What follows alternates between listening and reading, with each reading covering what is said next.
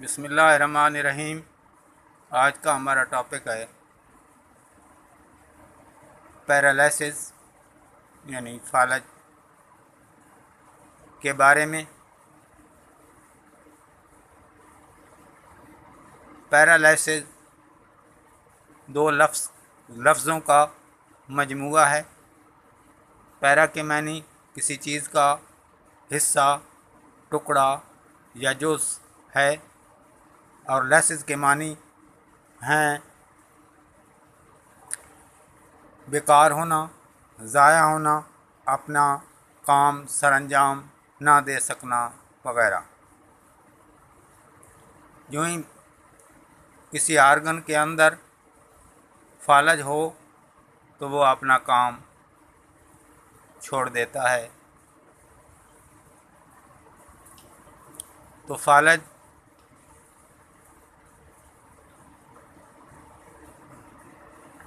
किसी भी एज़ा के अंदर, किसी भी आर्गन के अंदर हो सकता है। हाथों का हो सकता है, हाथों की उंगलियों का हो सकता है, पूरे बाजू का हो सकता है, पाँव का हो सकता है, पाँव की उंगलियों का हो सकता है, पूरी टांग का हो सकता है, दोनों टांगों का हो सकता है, गले का हो सकता है, फेस का हो सकता है। तो किसी भी आर्गन का जो है फालज हो सकता है।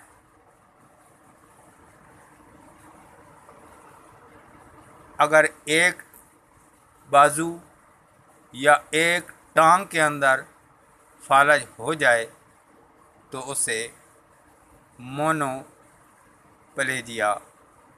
कहा जाता है।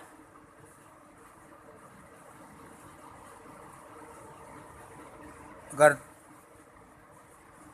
अपर लिम्ब यानी दोनों बाजू, लोअर लिम्ब यानी दोनों टांगें, दोनों टांगों में फालज हो या दोनों बाजुओं के अंदर फालज हो जाए तो उससे कहते हैं डाईप्लेजिया।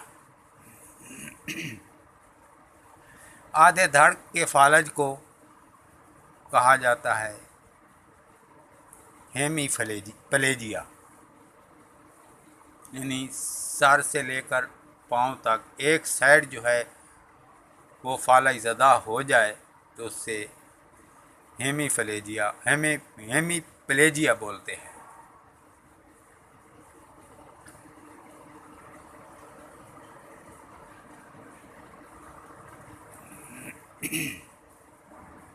अगर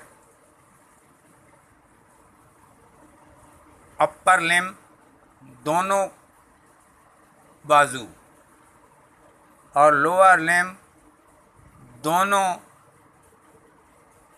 जो हैं टांगें मुतासर हों,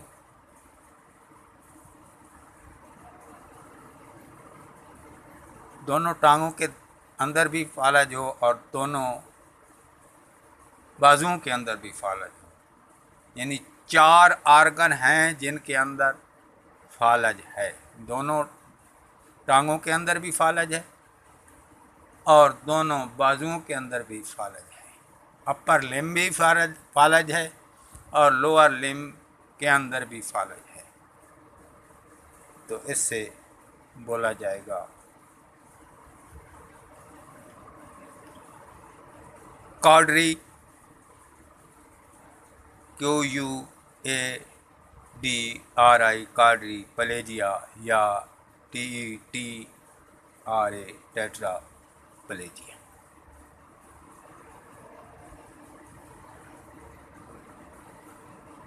और नाफ से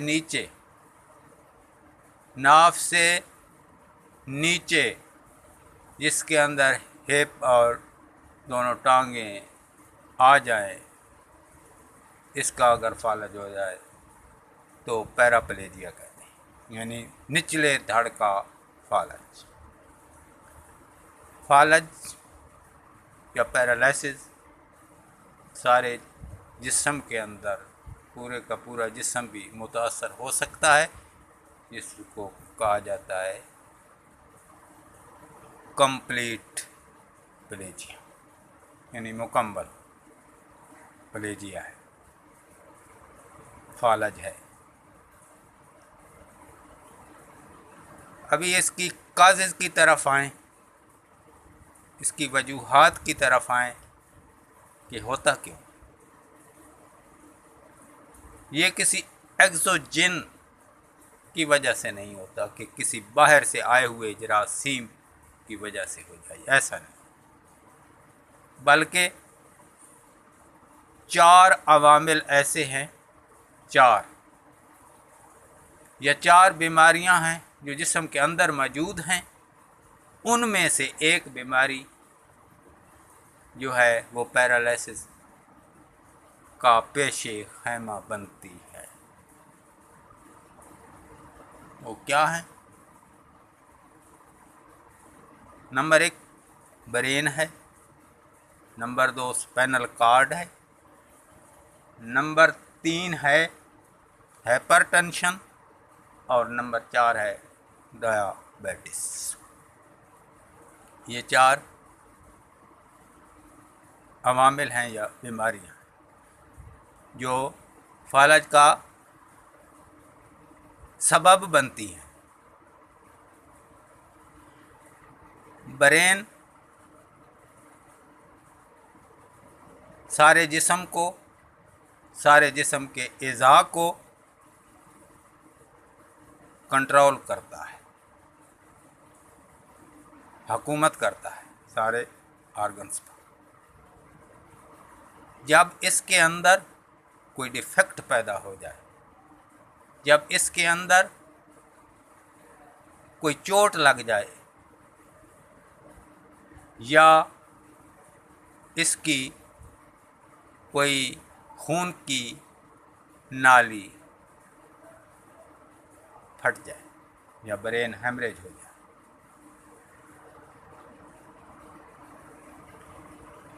तो ये किसी भी ऑर्गन के ऊपर जो कंट्रोल का काम कर रहा है, अगर ये अपना कंट्रोल उस ऑर्गन से हटा ले या इसका कंट्रोल उस ऑर्गन से हट जाए, तो वो ऑर्गन, वो एज़ा आज़ाद हो जाएगा, आज़ाद हो जाएगा। उसके ऊपर जब इसका कंट्रोल नहीं रहेगा तो अपनी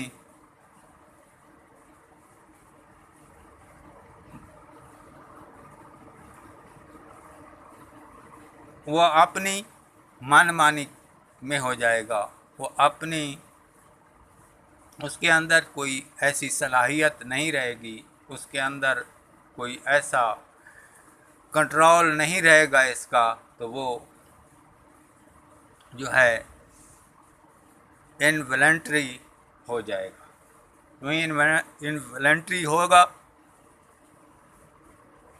तो फालज की ज़द में आएगा।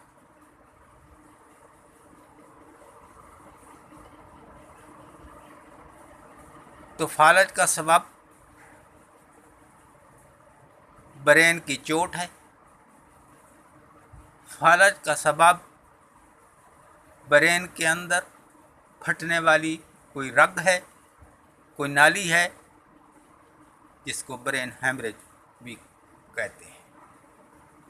इसलिए ब्रेन का ख़ास ख्याल रखा जाए, इसकी हिफाजत की जाए, इसको चोट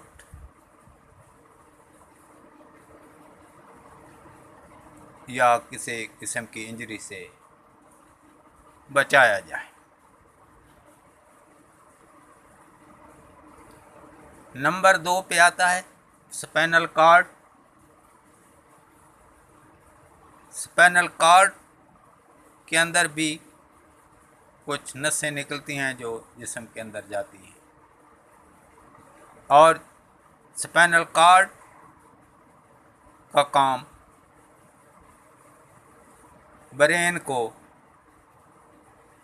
आगाही करना है, ब्रेन को पैगाम परेशानी करना है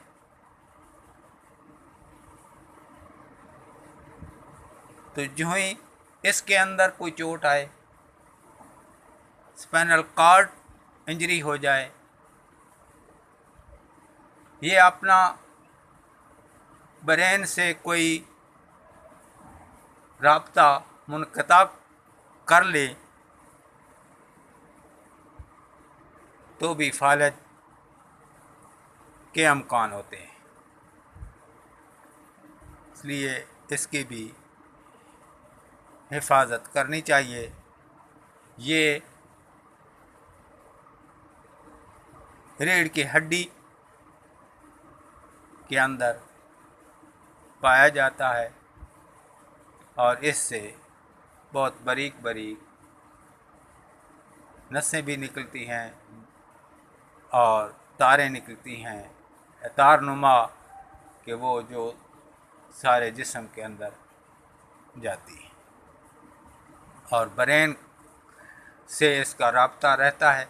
यूँ ही इसका राब्ता मुनक़ता हो तो इसका राब्ता आर्गन से भी है तो वो पेशे खैमा बनता है। इसकी चोट, इसकी इंजरी, इसका कोई डिफेक्ट, इसकी कोई बीमारी जो रीढ़ के हड्डी में हो, रीढ़ की हड्डी के अंदर चोट से बचना चाहिए क्योंकि ये भी पेशे खैमा होता है फालज का।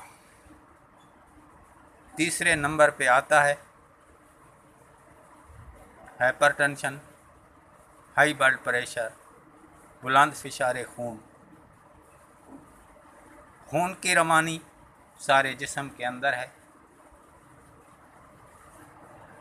सारे जिस्म के अंदर पाँव के नाखून से लेकर सर के बालों तक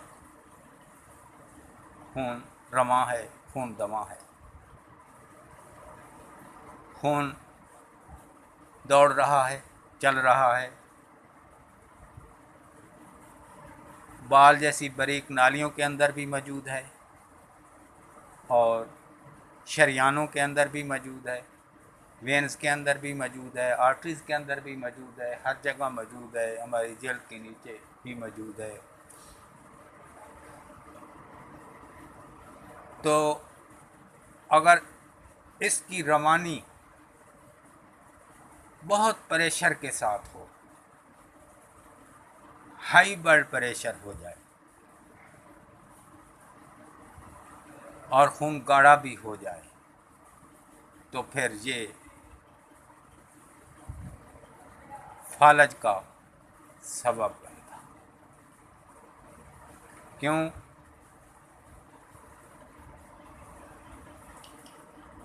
कि खून की किसी नाली के अंदर क्लॉट बनना, खून का क्लॉट बनना शुरू हो जाए, कोई खून का थक्का बनना शुरू हो जाए, खून की रवानी मुश्किल से हो उस थक्के से, उस जिधर इस नाली के अंदर बना है,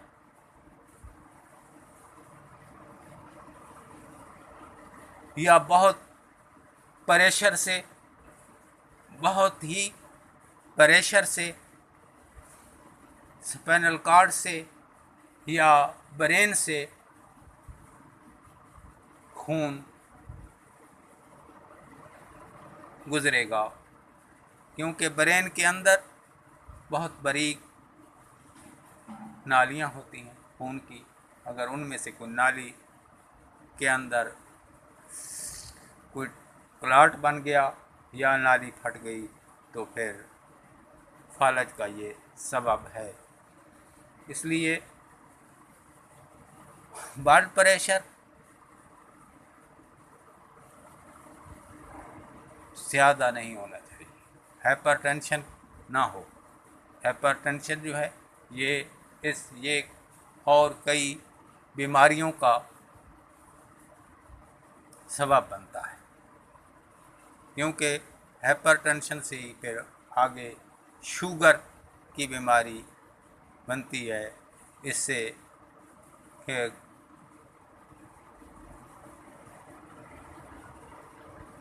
चर्बी बनती है, जो है वो पेश खैमा है फालज का। तो हाइपर टेंशन से और शुगर की बीमारी नहीं होने दी जाए, तो ये फालज से तभी बचाए। फालज की निशानी ये है कि अगर चेहरे का फालज है तो चेहरा एक तरफ, मुंह जो है एक तरफ खिंचावट में हो जाएगा, खिंचा जाएगा। आंखें बंद करना मुश्किल है। टांग में फालज है तो चला नहीं जाएगा। हाथ में फालज है तो किसी चीज़ को पकड़ नहीं सकेगा मरीज जो है। बाजू के अंदर फालज है तो बाजू ऊपर सीधा नहीं कर सकेगा।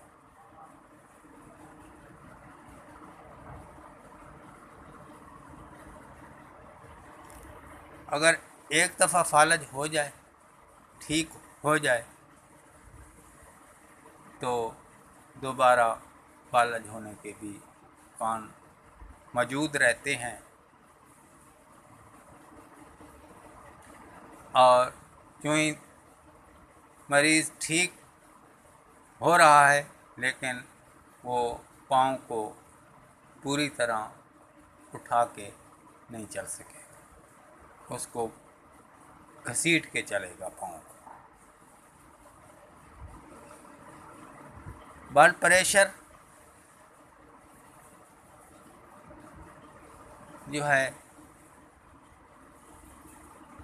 बहुत ख़तरनाक होता है, क्योंकि ब्लड प्रेशर होने से ये दिल के लिए भी ख़तरनाक है, ये खून की नालियों के लिए भी ख़तरनाक है, ये ब्रेन के लिए भी ख़तरनाक है।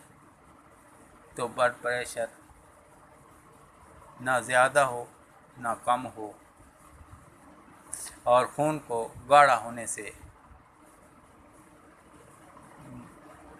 बचाया जाए, गाढ़ा ना होने दिया जाए। क्योंकि जो खून गाढ़ा होगा तो ये सबब बनेगा पैरालिसिस का।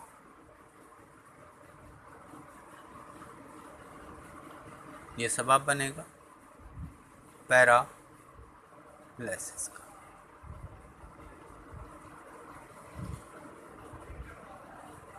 तो अगर मालूम हो जाए कि पैरालिसिस है किसी मरीज़ के अंदर, या पैरालिसिस नहीं भी है, ये तो तशख़ीस डॉक्टर ने करनी है, तो फौरी तौर पे जितना जल्दी हो सके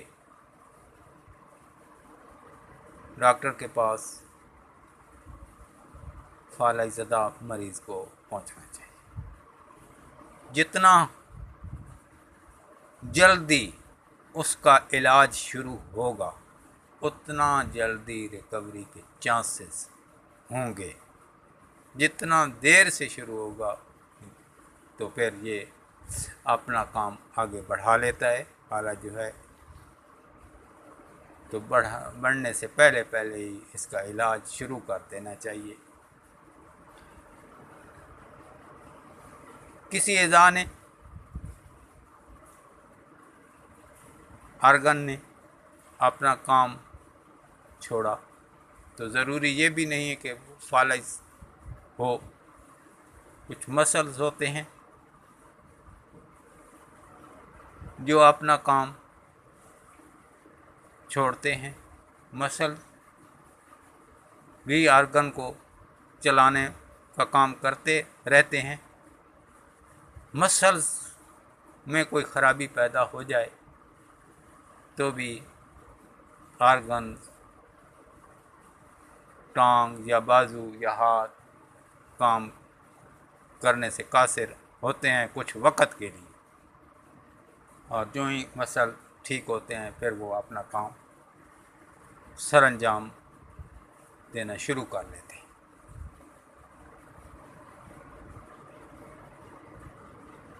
तो फालज कोई लाइलाज बीमारी नहीं है, काबिल इलाज है, बशर्ते कि इसका जल्दी इलाज शुरू किया जाए। जितना ही जल्दी इसका इलाज शुरू होगा उतना ही ये बीमारी बढ़ने से, आगे अपने असरात दिखाने से रुक जाएगी। और इसका इलाज एक्यूपंक्चरिस्ट है, फिजियोथेरापी है, क्योंकि ये कोई बाहर से जरासीम से आई हुई बीमारी नहीं होती। ये अंदर जिस वजह से ये बीमारी, ये देखा जाए, ब्लड प्रेशर को देखा जाए, शुगर देखी जाए, ब्रेन को चेक किया जाए, ब्रेन देखा जाए, स्पाइनल कॉर्ड को चेक किया जाए, देखा जाए, तशखीस की जाए। तशखीस ये की जाए कि किस वजह से, इसकी पेशे खैमा इसका क्या है, इसकी वजह क्या है, किस वजह से फालज हुआ। सबसे पहले ये डॉक्टर का ही काम है कि सबसे पहले वो इसकी फालज होने की वजह को भांपे, तलाश करे, जाने, नोज़ करे कि ये किस वजह से फालज हुआ। ब्रेन हेमरेज की वजह से हुआ, ब्रेन की चोट से हुआ, स्पाइनल कॉर्ड की किसी खराबी की वजह से हुआ, या हाइपरटेंशन की वजह से हुआ, या डायबिटीज़ की वजह से हुआ। तो शुगर चेक की जाए, ब्लड प्रेशर को चेक किया जाए, ब्रेन को, स्पाइनल कॉर्ड को, फिर मालूम होगा जो इसका जो सबब है फालज का जो सबब है बनने का, फालज लगने का, उसको दूर किया जाए। सबसे पहले उसको दूर किया जाए, और इसके साथ फिजियोथेरापिस्ट जो हैं वो अपनी वर्जिश करवाते हैं, उनकी वर्जिशें पे अमल किया जाए, और साथ इलाज भी किया जाए। तो ये काबिल इलाज बीमारी है, और मरीज़ को तसल्ली दी जाए, उसको ऐसे अगर उसको अगर एक टांग के अंदर फालज है तो उसको थोड़ा उठाया जाए, बिठाया जाए, बल्कि उसको चलने की भी तरगीब दी जाए ताकि वो आर्गन थोड़ा अपने हरकत में आ जाए। बाजू में है तो भी इसी तरह उसके बाजू को हरकत दी जाए, हरकत में रखा जाए। तो ये वर्जिशें हैं जो की जाती हैं फालज के लिए, इनको ज़रूर किया जाए ताकि मरीज़ जल्द सेहत याब हो।